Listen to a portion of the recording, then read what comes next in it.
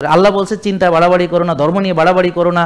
আমার কথা বুঝতে পারছেন? ভালো কাজে বাড়াবাড়ি করো না, মন্দ কাজে বাড়াবাড়ি করো না, মাঝামাঝি চলো, মাঝামাঝি। আর আমরা কোনোভাবে মাঝামাঝি থাকতে পারি না।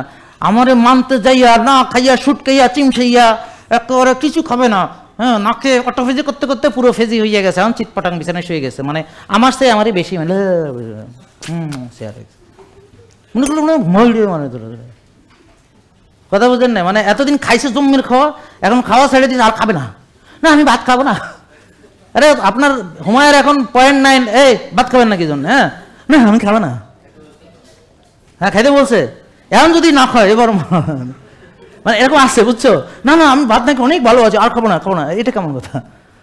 মানে এরকম বাড়াবাড়ি একদল লোক আছে, মানে যখন মানবে না, না মানায় যেমন বাড়াবাড়ি, মন পরে আবার সেইটার মধ্যে বাড়াবাড়ি, বুঝতে পারেন? যখন নামাজ পড়তো না হে একটা আসিল, এখন নামাজ ধৈর্যা ভাই এখন যারে পায় ভাই নামাজ, মানে এখন একটা মানুষের একটা ইয়ে আছে না, রাস্তায় যে কোঠারে পাইতেছে কাজ কাম থেকে বলেন চলেন, মানে দাওয়াতি কাজেরও তো একটা রকম সকম আছে।